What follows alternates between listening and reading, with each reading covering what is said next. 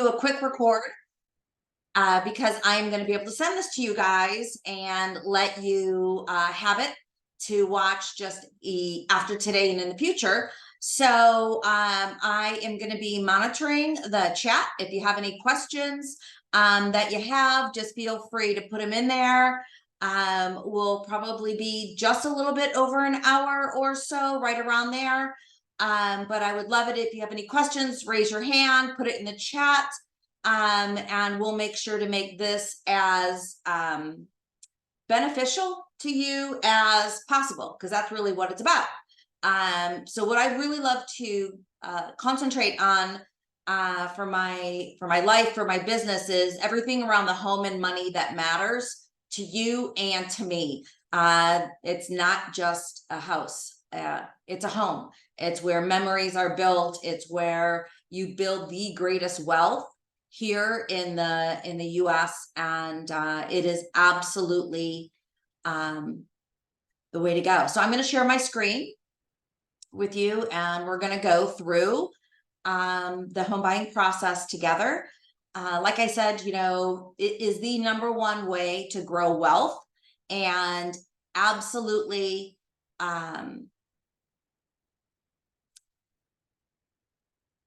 ever since I've been doing this, which was, I started back in 1984, it is the #1 way to grow wealth in the US. So feel free, just as a reminder, if you have something you need, to put it in the chat, and as well as feel free to raise your hand, and I will make sure to monitor both of those should you have any questions. So like I said, I am Sandy Krestan with the Krestan team, and I've been helping people since 1984 with their home loan needs, and I'm super excited. I wouldn't say I cut my teeth on any particular type of homeowner. We help whether you're buying your first home, your repeat home, your second home, or an investment property. We'll take you along that path together. So I would love for you guys to let me know if you have ever owned a home before. So just put it in the chat, just a yes or no. Have you ever owned a home before? That way I can make sure to customize this directly for you guys.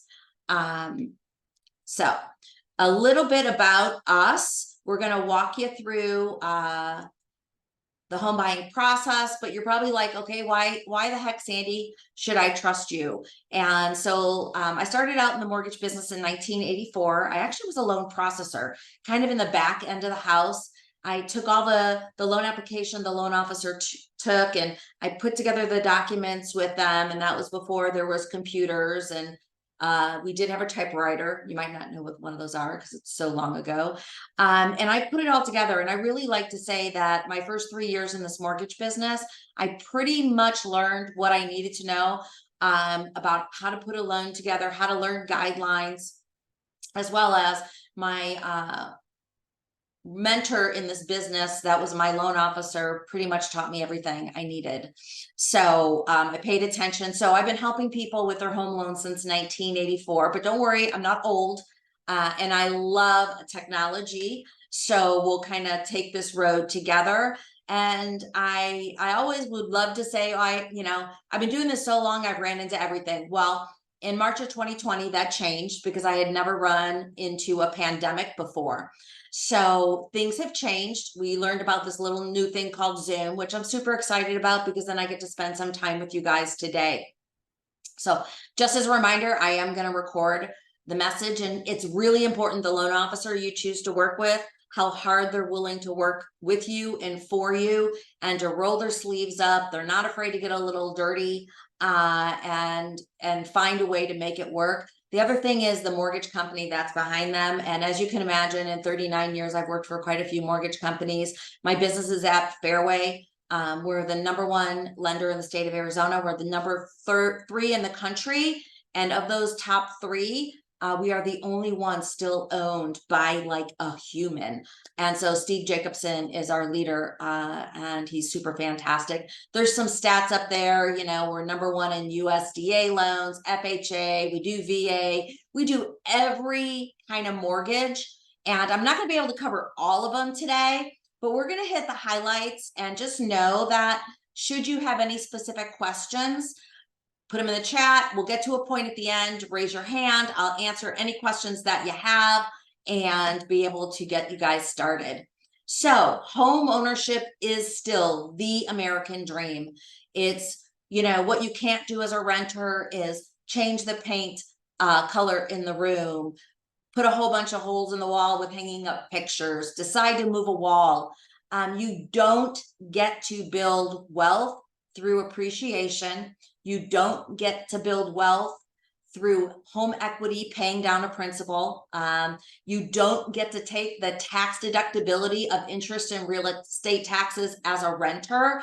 And it is still hands down the safest way to build wealth in the US. So we're going to talk about that. We're going to talk about renting.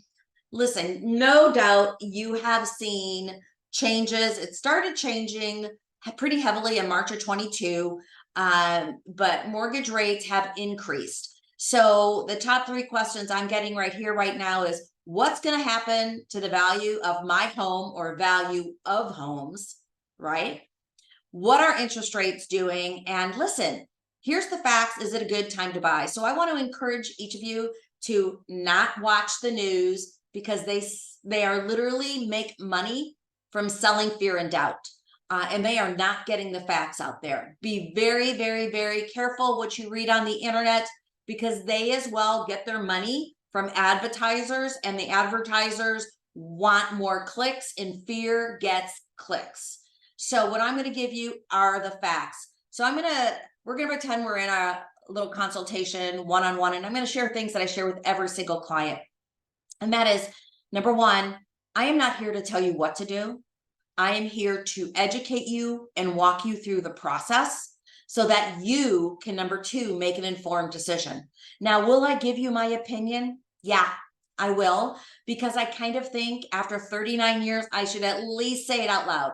And if you don't listen to me, I don't really cry anymore. Sometimes I get a little weepy, but listen, as long as you make an informed decision, I'm good with whatever decision that is. So we're going to walk you through these 3 questions that you're getting. So I would love to know, I don't know if you guys know this, but the average age of a first-time home buyer right now remember, sorry, it's not the average, it's the median age of the first-time homeowner right now is about 33 years old.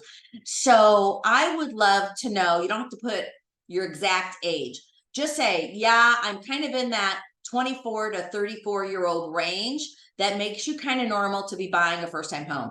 So I will tell you, I'm a mom. I've got a son who's married, currently serving in the military, and I make a commitment every single time I talk to my clients. You become my family, and I'm going to give you the advice that I would give my own child, my nieces, my nephews, my sisters, my parents, because that's really how I've lasted this long in getting things done. So, hey, we're live. This is not recorded. That's a dog. That is Sarah. So sorry about that. Probably somebody out walking the dog. So let's go on to the 3 questions. So this is what I want you to look at, is kind of where rates have been. So I want to show you back in 1984, right about here was when I bought my first home. And that interest rate was 10.5%. 10.5%. And here's what happens. Yes, rates had been higher at other times, but they also have gone and been lower. And so for about 21 years, we were at interest rates of 7.5 or above. And then they came down. And so what happened is I refinanced and I got out of that 10.5% and got it into an 8%. And then what happened again was rates came down and I got that into a 6%.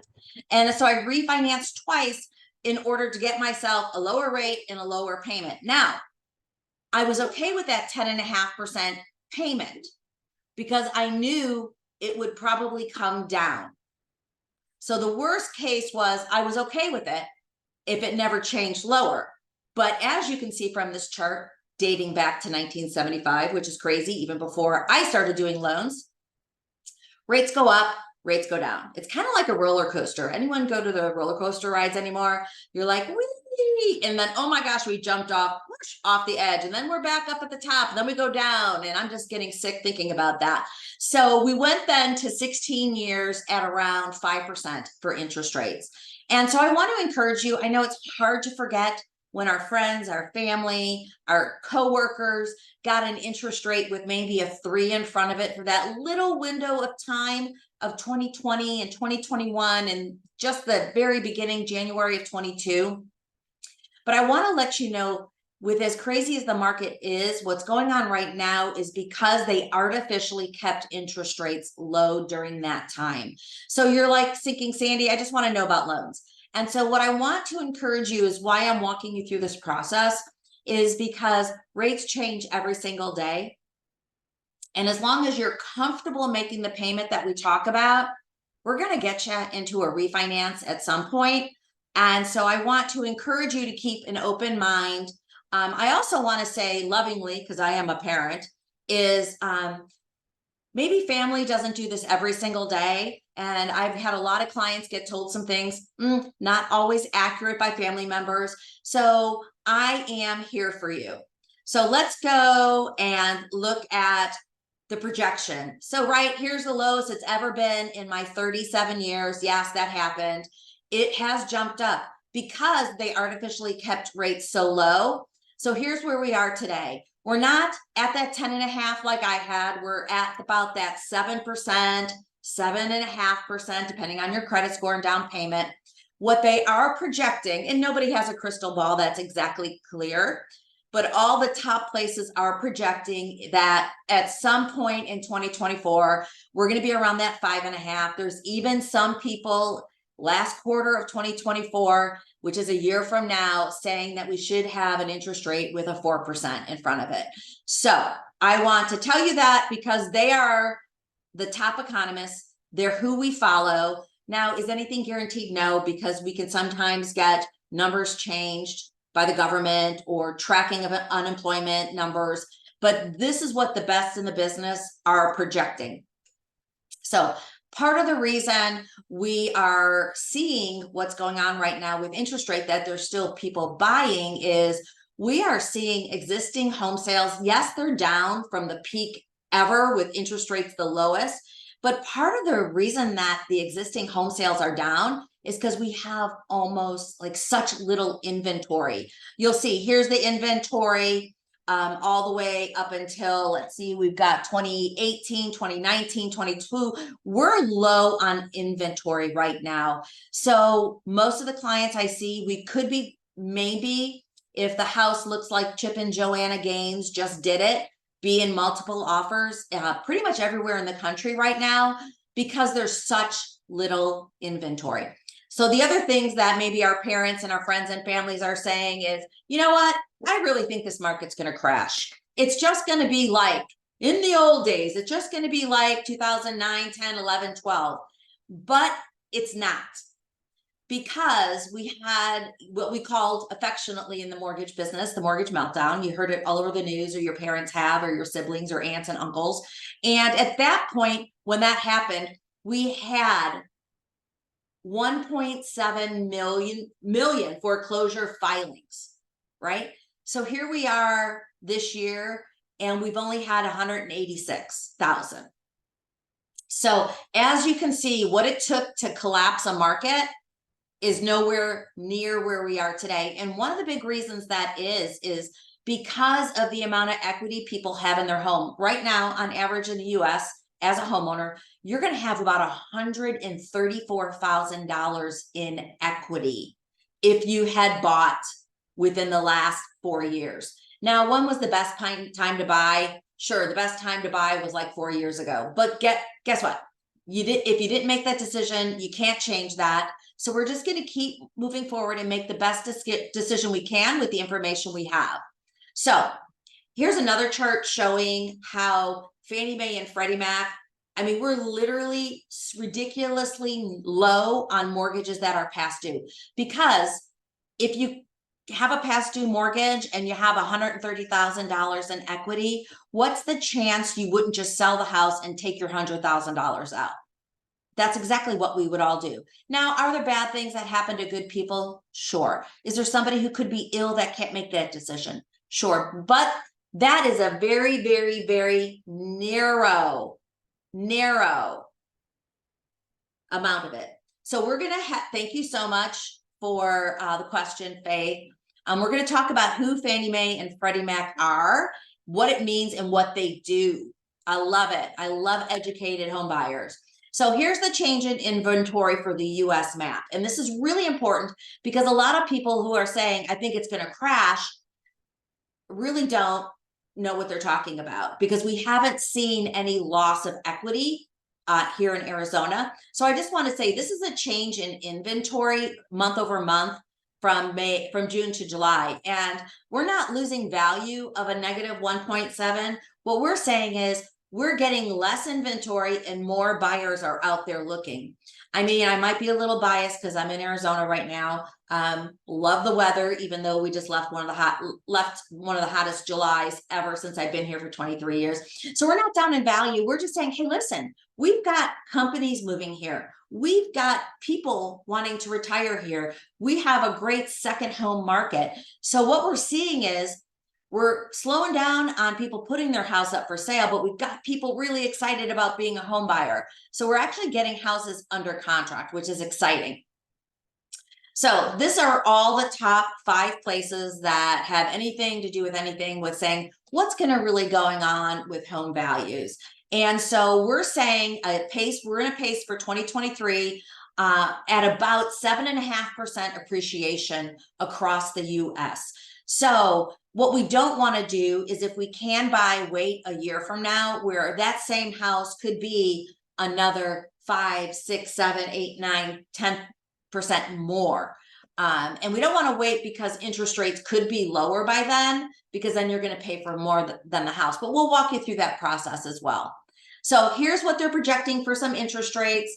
Fannie Mae, which is owned by the government right now, it's where well, we'll go over that in a second. So Fannie Mae, the Mortgage Bankers Association, is MBA. NAR is the National Association of Realtors. So what they've done is we're projecting out somewhere around Q3 of 2024. We could see some of them are as low as 5.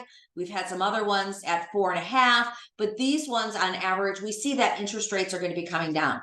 So what's going to happen when interest rates come down? We're going to see more buyers who are sitting on the fence saying, I'm going to wait to buy until those rates come down. They're going to jump off that fence and go to those homes and start looking at them.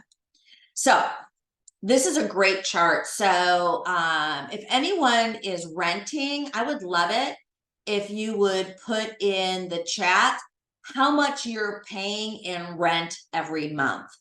So I actually just had a client consultation yesterday with somebody, and the rent was like $2,800 a month. And so we looked at, after only 2 years of renting, they were paying over $60,000, and that $60,000 went into their landlord's pocket. And that house that landlord owned, then guess what? It appreciated. That didn't go to the renter, that went to the homeowner. So we want to make sure we look at the facts and not fiction. So we're going to talk about a couple different kinds of what a mortgage lender is. So I am with Fairway Mortgage. We are a mortgage banker. We actually will sell directly with the Federal National Mortgage Association, Fannie Mae, FNMA, and Freddie Mac. So Fannie Mae and Freddie Mac started out originally as a government agency to make homeownership more accessible to our citizens. And so they were actually started by the government, funded by the government, and then they kind of broke away and become a private entity. And when they were the private entity, 2007 hit with the mortgage meltdown, and they were losing money. So what happened is the government took it back over from them. So what do they do? They set guidelines for mortgage loans when that comes to a conventional loan. They set pricing of mortgage-backed securities that they get bought by them to make them more attractive. So that's what they do. And then we also have access to a couple other government type loans as well, but we're going to go over that in a second. So a mortgage banker is somebody who, I'm their employee, and we have our own processors, we have our own underwriters, we have our own closers. We use our own money as a company to help you buy a house. So when you go to closing and the lender is going to do the loan amount of $200,000, that check for $200,000 comes from Fairway Independent Mortgage. And then you have something called brokers. And brokers are people that don't have their own processors, most likely. They don't have their own underwriters or their closers. What they do is they look at interest rates and they decide on Friday, they're going to lock your loan at this one place. And what happens is they then package up the loan and they send it to them for them to process, to underwrite, to draw closing documents, and to send a check to the title company when it does come time to close. Challenge is, you kind of, like what my mom used to tell us, you know, you get what you get and you don't throw a fit. You're stuck with whatever their turn times are. If they decide, for example, they don't want to do the loan, they just won't do it. And then you have banks, and that's like a place with one outlet. That could be, for a mortgage banker, Wells Fargo or Citibank or USAA or Navy Federal Credit Union. And they have their own money, yes, but they also put what we call overlays, which is extra guidelines on top of FHAs or VA loans or conventional loans or USDA loans, because they really kind of want more of the cream of the crop. I actually had a client that was talking to Wells Fargo that called me, referred by an agent, because the agent's like, you need to talk to Sandy, because Wells Fargo told them they couldn't do an FHA loan unless they had a 660 credit score. Well, what they needed to say was, at Wells Fargo, we can't do that. FHA does allow below 660. So they went from a no because of who they talked to a yes and becoming a homeowner about 4 years ago with us. So we're a banker, and we actually do have the ability to broker as well. So if you know somebody who's self-employed and maybe doesn't report all of their income to the IRS, because the IRS allows us to take deductions, then they would maybe need to do a bank statement loan, and we have the ability to doing that. And then you have private funds, and those could be real estate investment groups. They could be private investors that kind of have higher interest rates because they have less guidelines, less requirements. They may say, hey, you know what, even though you just had a bankruptcy yesterday, we're going to lend you the money at 15% with 50% down. So that's what those are. So not a secret, I could work anywhere I wanted to. I'm not at a broker. I have issues with control. I have to have my clients have a great experience. I'm not at one of the mortgage banks with one of the big banks call centers, because you get what you get and you don't throw a fit. And I want to be able to follow the guidelines to help as many people as possible. So those are the different types of lenders. Here's the big fallacy out there, and I literally just had this happen on Friday, that your FICO, your credit score that you get. I mean, I'd love to say this existed back in the old days. It didn't. It started after I started in the business. So this is what I'll share with you. Equifax, Experian, TransUnion, they don't give us their secret sauce formula. They're kind of like McDonald's, not wanting to tell us what it is. But they have given us a range for their risk model. So the highest credit score I've ever seen, probably 820, highest ever. The lowest I've ever seen has been like 390.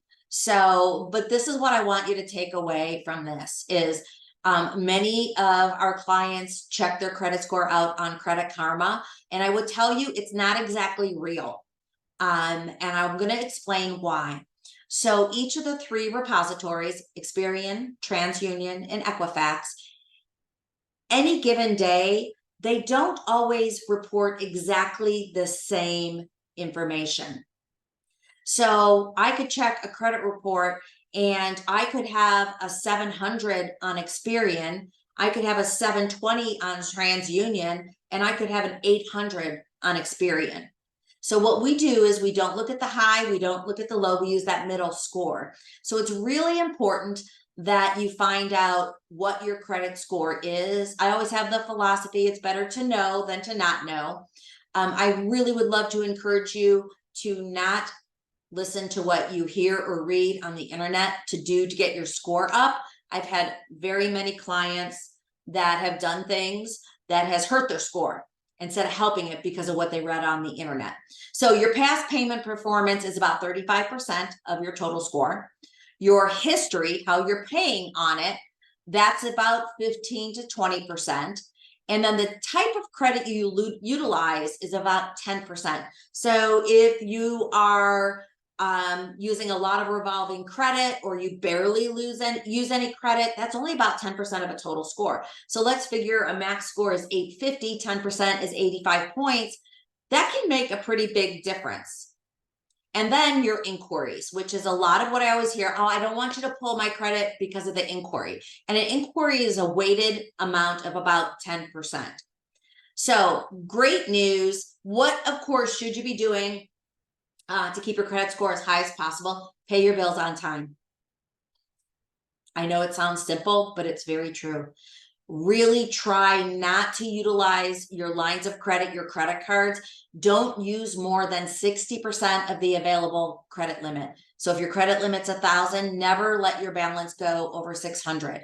Make your payments monthly, even if it's just the minimum, and you will kill your credit score by 100 points or so if you start having your credit cards over the max limit. The credit scoring models do not like that.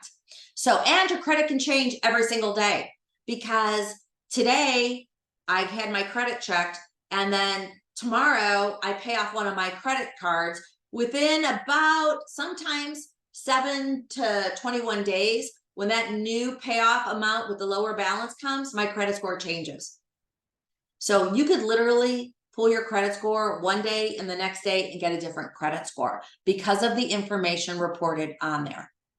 So credit does not have to be perfect. I mean, I don't know a perfect person. I always like to say I'm perfectly imperfect, right? So it doesn't have to be perfect, but if it isn't perfect, one of the things that we do on our team is we're going to do a credit simulator for you. We actually just did this for a client yesterday, and we said, okay, here's where your credit score is.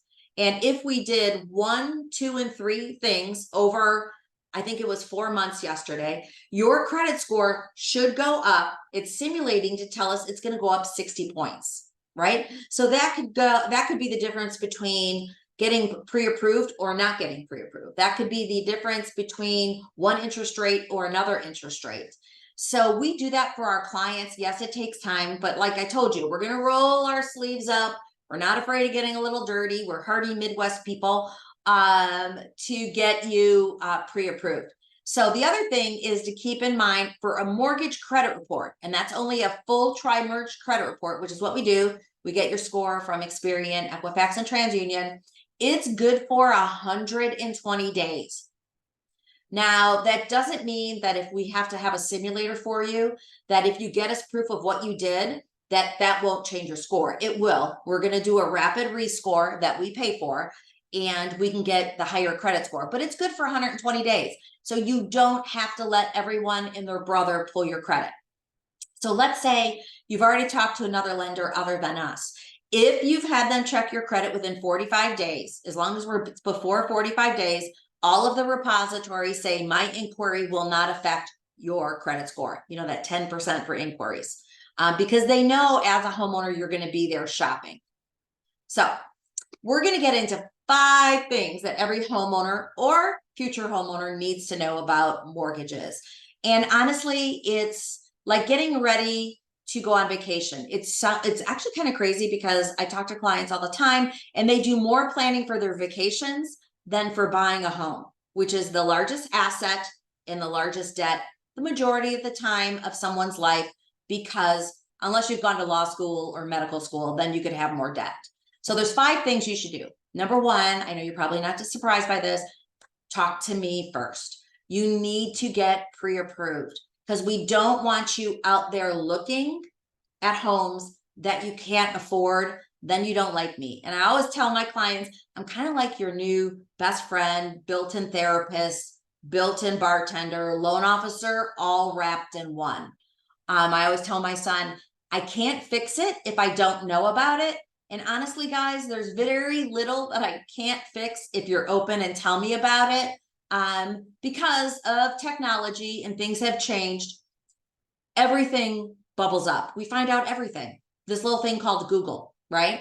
The World Wide Web out there. So I'm your new best friend, and we're going to get personal pretty darn quickly. And not going to ask you your blood type. I might ask you your favorite food because we love taking care of people. And our number one thing is that you're so happy with how we took care of you. You want your friends, family members, and coworkers to get help by us too, because you know we're a safe place. So we'll ask you, hey, what's your favorite type of food? Do you have any pets? Because when we say thank you for referring us, we're going to say it the right way. That's for you. So talk with a licensed loan officer that's been doing it 39 years and work on getting pre-approved first. And though there is a roadmap, and I'm going to share this with each of you guys after the call, that walks you through the process. Now, yes, you're going to get the recording of this call. I'm going to send you this because it's kind of stressful buying your first house. And it's not because we're going to cause you stress. It's because it's so many new moving parts. Because, you know, if I go to the doctor and I'm not a doctor, I don't know what's going on. And it's like, oh my gosh, it's fear. And so we're going to walk you through the process. So you need to begin by knowing that you're in a safe place with somebody that's looking out for your best interests. So there's this thing called a pre-qualification. And then number two is a pre-approval. And a pre-qualification is you and I talk, you tell me what you think your score is, you tell me your income, you tell me your debts, and I'm going to give you a ballpark number. It's not worth anything. In all honesty, you can't go buy a home with that. So what you need to do is get completely pre-approved. And I know maybe that sounds scary, but it's not. It's literally starting with a loan application where we have a conversation either in person, on Zoom, or over the phone, and we get to know each other, right? We talk, because remember, we're going to be new best friends. We're going to find out what the monthly payment is that you feel comfortable with. And then we're going to get personal with looking at your income, your employment history for 2 years, what your savings look like, what your debts look like.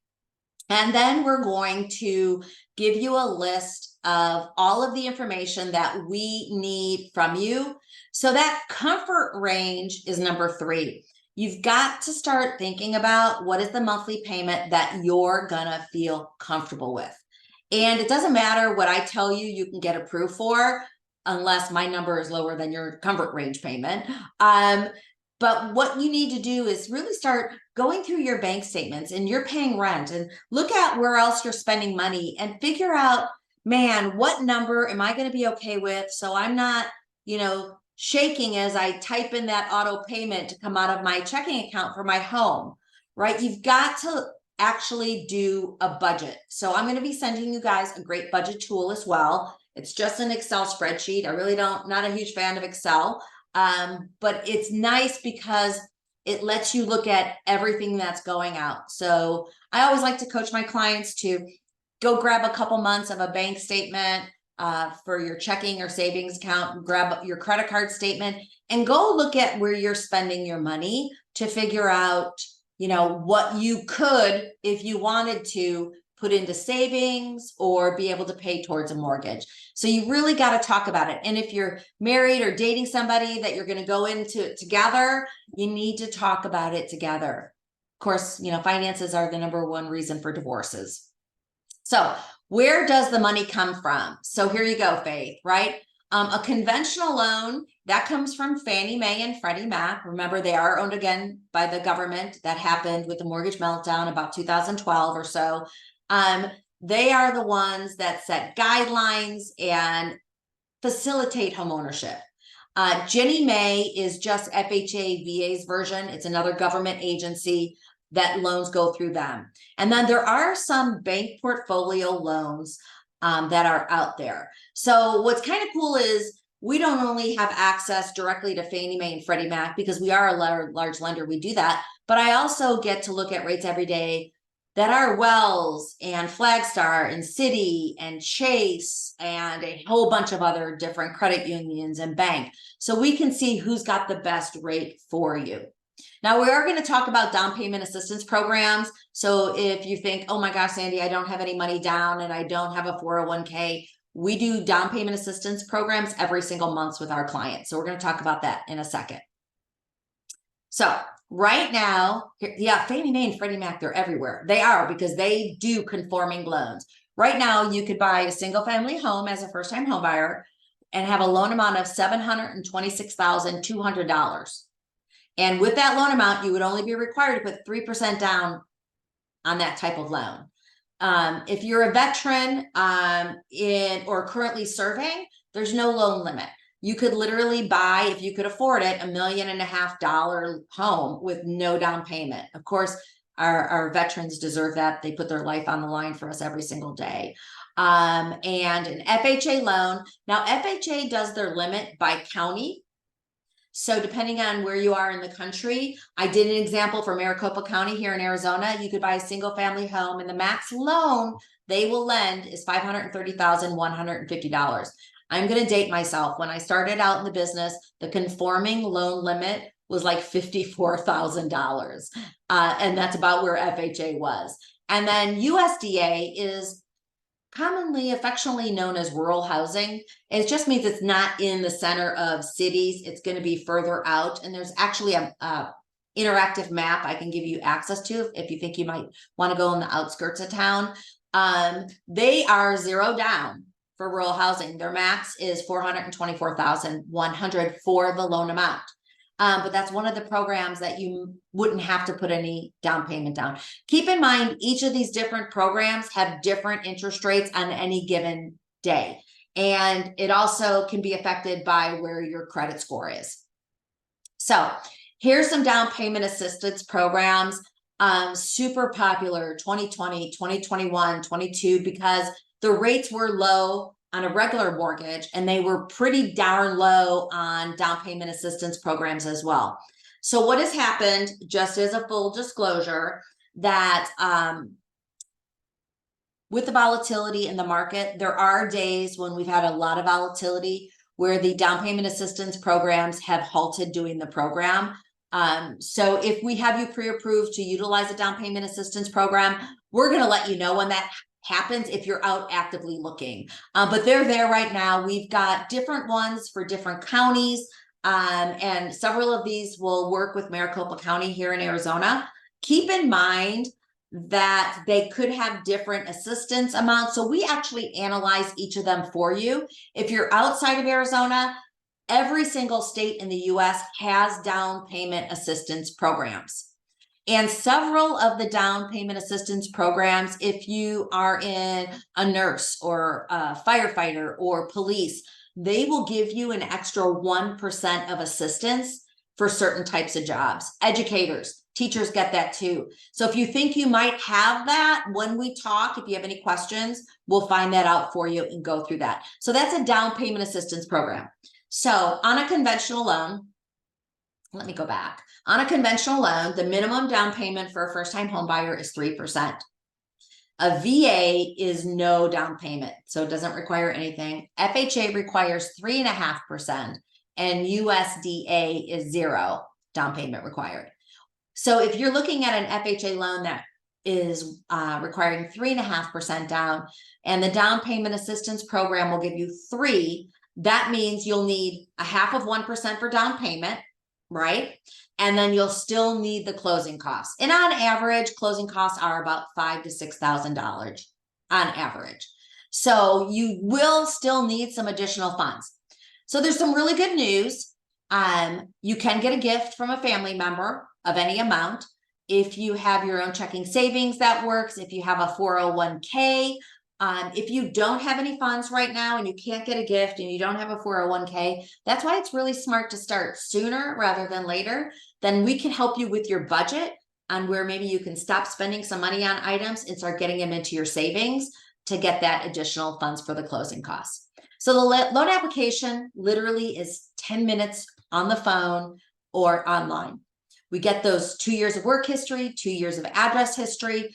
And then what we do is we'll get you a customized list of documents that we need from you to support and confirm that income that you gave us. And so we're going to get a month worth of pay stubs, the last 2 years of W-2s, because you'd be surprised at how many people really don't know what they make. So what I'm going to do is then take your loan application, we'll get your credit report. I will pre-underwrite all of those documents to confirm your income, your assets, your debts. And then because it is 2023, there is a piece of it done by a computer, of course, right? It's called the automated underwriting system. So it tells me what we can and can't do. So that's one of the things we do is you give us your comfort range payment. Then we're also going to give you a max payment you qualify for. And that's not to pressure you to buy up higher. It's so as you're out there looking at homes, you could say, hey, what's this payment looking like? And we can go, oh yeah, you're fine. Here's where it's at, maybe over your comfort range, but it's not at your max. So that way we can pre-underwrite it and issue you a pre-approval, which is written in stone. And there's actually a form here in Arizona that we use called a pre-qualification form, which is confusing. They should have called it a pre-approval form because it is a pre-approval. It checks a bunch of the boxes. It puts you, when it's done completely by like my team, in a better position when you get to that point to make an offer. So we'll pre-underwrite that. Number 4 is don't go make any changes without talking to me. And I'll really hit this home because I always say pretty much once we have you pre-approved and you're out looking, other than going to the bathroom, call us. If you're thinking about changing employers, changing debts, moving your money around, applying for a new credit card, closing a credit card, anything other than the bathroom, give us a call, text, or email. Listen, if I'm awake and you text me saying, hey, how about if I do this? I'll be like, okay, if you do that, this is what it will do to your pre-approval. Okay. And then you can make a decision on what you need to do. But what you don't want to do is make a change without talking to us that could ruin your ability to be able to buy the home that you've just fallen in love with. So it's really important. It's normally, I ask every single client, tell me what's most important to you about the loan officer that you end up working with. It's about communication. I believe when a lender stops communicating, fear and doubt happens, and fear and doubt has no place in the home loan process and the home buying for you guys. So you'll receive clear communication from us every step of the way. It doesn't mean that we're stalking you and always calling you. We will check in, but we're going to leverage email. We're going to leverage text in whichever way you prefer to get communicated to let you know what's going on as interest rates change, because an interest rate can change what your pre-approval high number could be. So it's important that we keep you in the loop. And when you're out looking, if it's been 30 days since you were out looking for homes, shoot us a text, call us, email us saying, hey, we're going back out. You know, can you update us on where the numbers are? And we're absolutely happy to do that. So when you don't put down 20% on a conventional loan, which is that Fannie Mae and Freddie Mac, you have a thing called mortgage insurance. And basically, I affectionately call it default insurance. That if you stop making your mortgage payments and you have a conventional loan, your house will then get foreclosed upon. So it helps the lender, if you would let the house go to foreclosure, recoup some of the costs. Now, here's what's important to you to happen. On a conventional loan, when you get 20% equity from when you originally purchased it and you put less than 20% down, the mortgage insurance, as long as you made the payments on time, automatically falls off. An FHA loan, it is on there forever and ever, amen, as long as that loan you took is in existence. So let's say we have another couple of years like we had before, where we had home prices go up 40%, right? You would then have to refinance that FHA loan into a conventional loan to get rid of that mortgage insurance, because then you'll have the equity. So an FHA mortgage insurance is on there forever and ever. VA, if you're a veteran or currently serving, mortgage insurance is only not on there if you happen to be exempt, and that's a classification of 10% disabled, and the government tells us that, or higher, that they don't charge you their funding fee, which is like their mortgage insurance. So if you're out looking at condominiums, I always say buyer beware, because homeowners association dues can vary so much. We just had a client looking at a condo. One of them was $200 a month. They happened to go look at one that had homeowners association dues of $650 a month. That $450 difference equates to about $70,000 in buying power in a loan amount. So if you're looking at condos or townhouses, make sure that you communicate with our team what you're looking at, because it can change the loan amount and the max payment that you qualify for. The other thing is, if you're looking at condominiums and you're FHA approved or a VA loan, those projects have to be on an approved list for FHA or for VA. And we're always happy to look those up for you as well. A conventional loan and a condominium, they have requirements, but they can usually get approved as long as the condo doesn't have a huge amount of investors in there. But that's one of the things we could talk about. So here's my most frequently asked question. Sandy, what do you think rates are going to do? And I'm going to tell you they're going to go up and down. And so I wanted to share this with you to give you an idea of the market.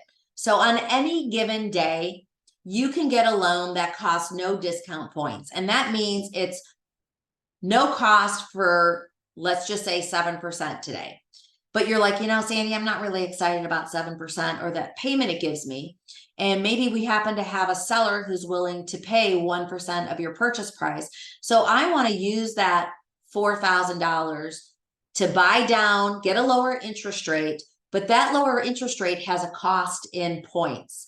So on any given day, you can have many different interest rates available. We just had a client that was looking at a 7.625 interest rate and wanted to get a lower rate. And we looked at a rate with 3 points. So one of the things we do is we actually put it in a report for you side by side to look at the numbers. Remember, we want to give you facts, not fiction. We're going to walk you through the process so that you make an informed decision. So we'll look at the cost of those points. We'll look at the monthly savings with that lower rate, because your payment will be lower, and figure out where's your break-even point, right? You're saying, oh, wow, it's 5 years. But here's the thing. There's a really good chance that in less than 5 years, rates will be lower and I'll be doing a refinance, and you can make a decision on what to do. So this probably is going to make you vomit.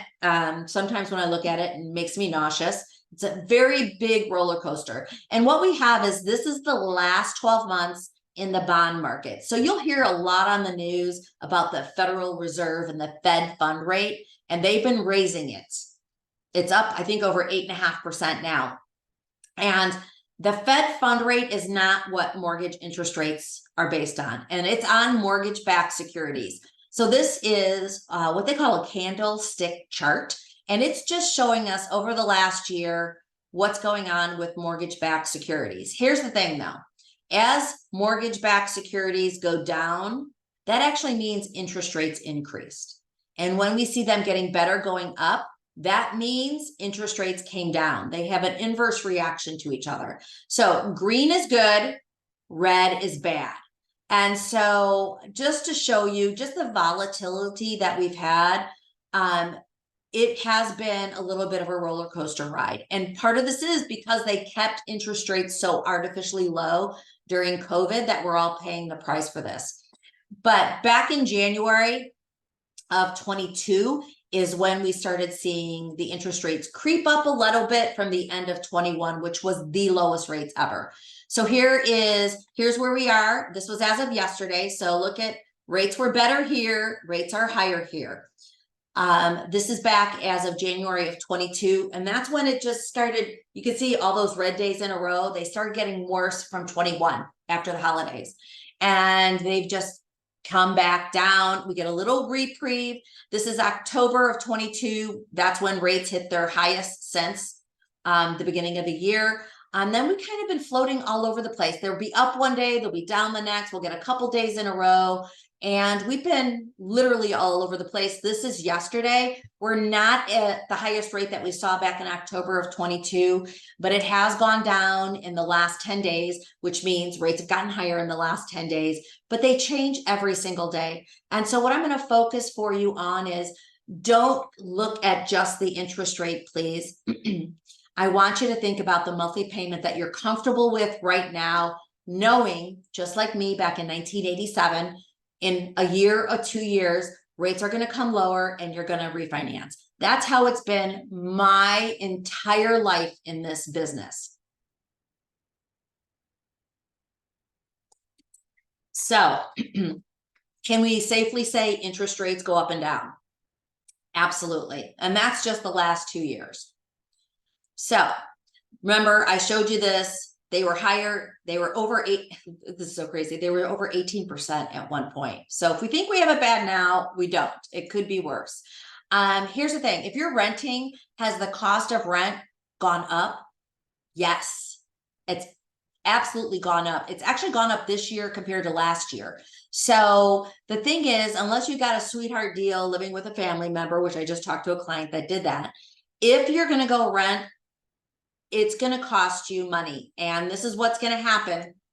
That money is going in your landlord's pocket. That house is appreciating and going in their pocket. So you've done the application. We've got you pre-approved. We're going to be comparing for you several different loan programs, whether that's a down payment assistance or an FHA loan compared to a conventional loan. Maybe we look at a fixed rate loan, which means all the payments for all 30 years or 20 years or 15 years are fixed for that interest rate, for that principal and interest portion. And we'll do that side-by-side analysis so you have it in writing. And then we also know we have first-time homebuyer programs that will allow us to put less down, that 3% conventional loan. And then it also allows you to possibly, depending on the zip code where you buy, get an even lower interest rate. And then there's, that 2.2 is the down payment assistance programs, where they'll help you with assistance, whether that's used for down payment or towards your closing costs, to help get you in the home. It was amazing. We helped a family in 2020 get into their very first home and leveraging a down payment assistance program. And they literally forgot about a 401k that they had. It wasn't huge, but it was enough to cover the closing costs. And a short 2 years later, they sold that home that they then had $130,000 from the equity that they went and bought their next home to buy up a little bit for their family. I love them. We talk to them. They send us their friends and family and coworkers. And if they never bought that first one, they would have never been able to buy the second one. And remember, my first house, and maybe your first house, isn't going to look like Chip and Joanna Gaines with granite or glass tiles or all of that. You start at one place, you build your wealth, and you keep moving along. So there's lots of different programs that we're going to go over, and we're going to talk to you about them, not to professionally confuse you, but to walk you through the process. Because what we don't want to have happen is you go to a family barbecue, someone says, hey, this is what I got. And you're like, Sandy, why didn't you talk to me about that? We're going to talk about them. We're going to find out your needs, and then we're going to make sure that we put them in front of you with what's most important to you. So once we have you pre-approved, one of the cool things we do, my team calls me a barracuda, is as you're shopping for the house, I'm going to make a personal phone call to the listing agent when you go to make that offer, because we want to help you win. Being with our team, we're huge, high touch and communication. Listing agents love working with us. It can get your contract accepted when there's multiple offers. It happens all the time for us. So once we get your contract accepted, Pam and I are going to jump in. The team is going to do calling you. We're going to go over where interest rates are. We're going to set up the loan for the house that you're actually under contract with. We're going to We might have to collect an updated pay stub or a bank statement from you, and we're going to get ready for the initial loan disclosures.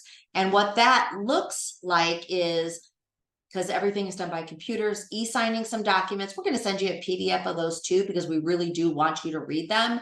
But we're going to package the loan up within us, and then you're going to get with my loan processor on our team.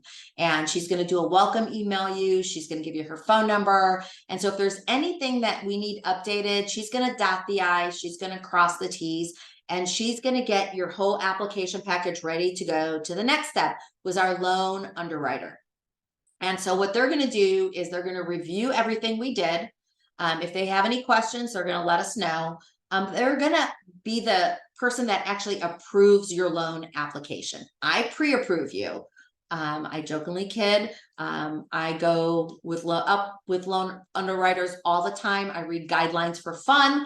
But they're the person that actually puts their name on it. And then once we have that loan approval, you'll be hearing from us again. So what does the loan underwriter look at? They're looking at your capacity. Can you repay the mortgage? Do you have the income? What does your credit history look like? What's your total debt to income ratio? Right? So that's one of the things that we look at. And then the collateral. What's the house look like? We've got the appraisal that will come in eventually, and we'll look at the comparables used. Did it come in at purchase price? Was there any repairs that need to be done? So they'll look at all of that and issue the approval with your documents. Now we're good, but sometimes the underwriter wants one more thing. So what will happen once we have loan approval, we'll let you know anything that the underwriter needs. So what I need you to know is, remember, we're like your new best friends. When you get something from the team and I, reply to it. We're going to work together. I always tease, like, you're going to pack up. We're going to get you approved sooner than anybody else in the industry, but don't pack up your important documents and put them in a storage container. Keep those with you in case she wants a better, or he wants a better copy of a W-2 or something like that. You're going to want to keep those handy. And then, right, give us any of the next missing paperwork, and then it will go back into underwriting to get what we call a clear to close. And I kind of tease when I made this, because one of my clients was like, "You're so scrappy. Like, I get it done. We figure a way to get it done." And there might be, "Hey, Sandy, I have no idea where my 2021 W-2 is." And I'll be like, "Okay, thanks for sharing that. Guess what? There's a little form we can have you sign, and we can get a copy of that W-2. No sweat." Right? So just talk to us, let us know. Remember what I tell Kyle, I can't fix it if I don't know about it, but if you let me know about it, there's pretty much nothing I can't fix.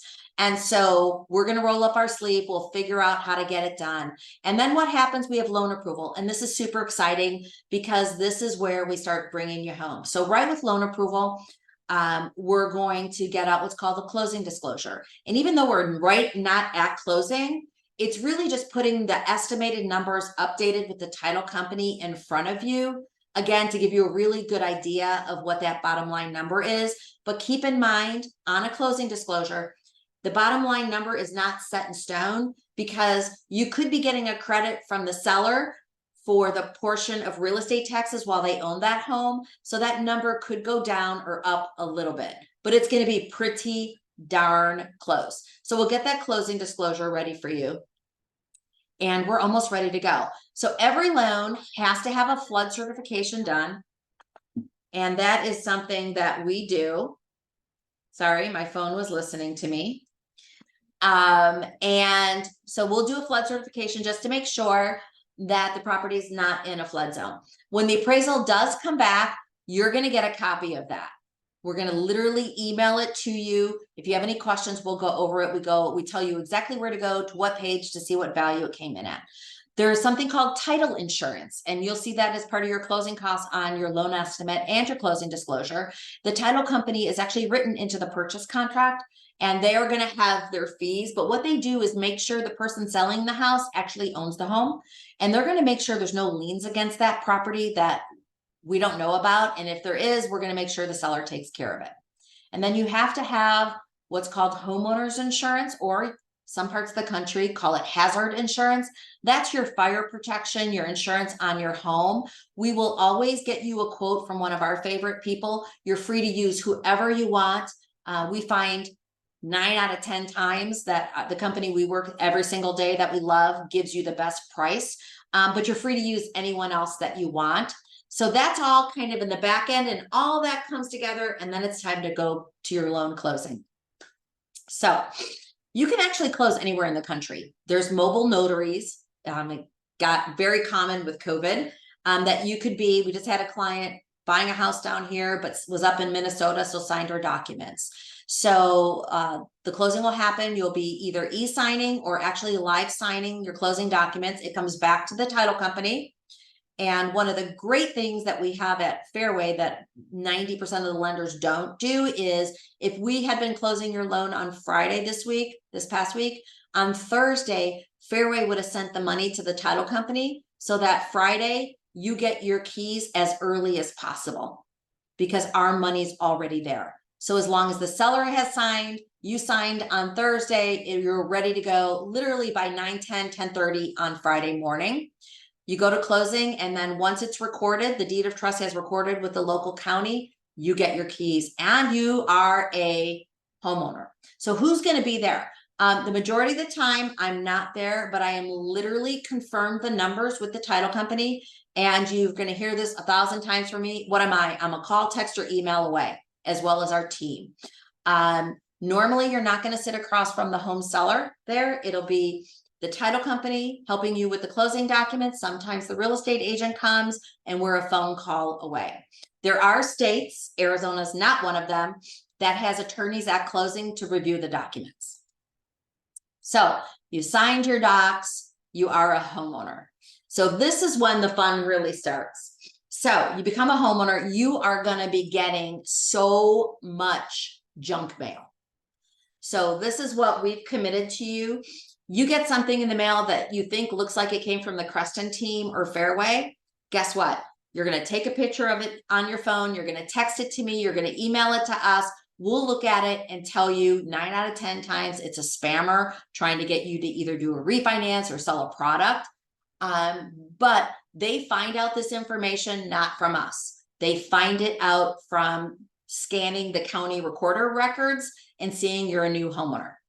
And I forgot to tell you, when we pull your credit, as of today, now we've got a bill in front of the Senate trying to get this to stop. But right now we order your credit, and that credit company that we pay for your credit report for, that we pay them, then sells the fact that you have had an inquiry from a mortgage lender. So you're going to start hearing from every lender in the world. Literally, if you don't recognize the phone number, block it. You're going to get mail. You're going to get emails. Just treat it like the spam it is and delete them, because they're kind of like a stalker. So keep that in mind when that happens with your credit. We're trying to get that to stop. It just makes no sense why you would have to pay for your credit report and then they sell that information and make more money off of it. So what is some important information? You don't have to use a real estate agent. I would very much caution you that I would. I also would caution you going to open houses to not have that listing agent represent you, because they've already represented and committed to the seller. You need to have somebody that's looking out for your best interest. The realtor and I work together like BFFs. We're there for you, walking you through. We manage the transaction for you to make sure you have the best experience possible. No money is needed to be paid to us until you make that offer and it gets accepted, and then you're ready to order the appraisal. That's when we actually have you pay for the appraisal. So once you get the offer accepted and you're writing the contract, there's this thing called earnest money. And you would say, this is my earnest representation that, yes, I want to buy your house. And so the title company holds that earnest money in escrow during the transaction. Now, there are times with inspections that you might cancel the property. The earnest money will come back to you as long as you're in the dates within the real estate contract. And that's why it's so important to be represented by a professional real estate agent.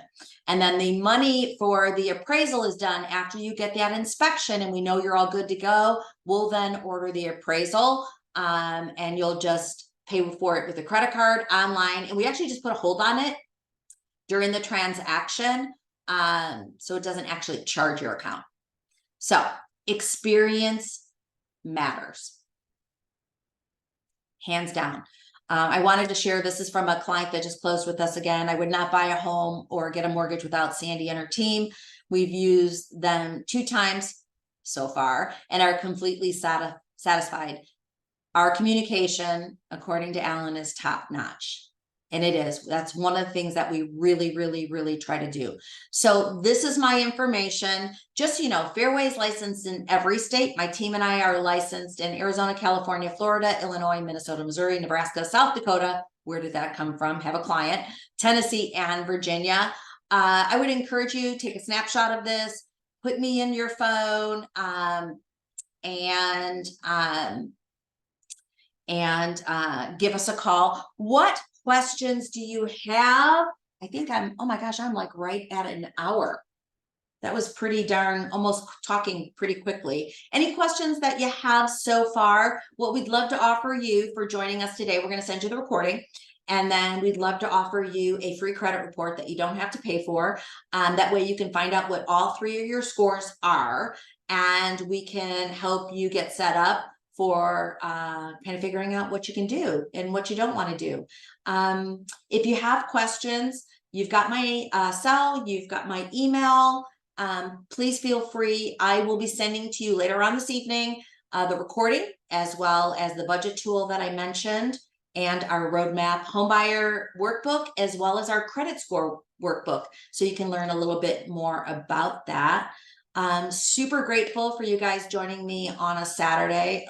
We do make home buying so very easy. Yes, there's a process. It is the largest asset and the largest debt, and we take that very seriously to make sure that you guys have a super fantastic experience. If you have any questions, feel free to call, text, or email, and I'll get those answered for you. And if you'd like the free credit report, just shoot us an email and we'll get together with you and work on that. If you have some specific questions, just shoot us that email as well. I'm super grateful for your time, everybody, and I will get that recording out ASAP this evening. And then if you have any questions, just give me a call, text, or email. If you have some more questions, I am going to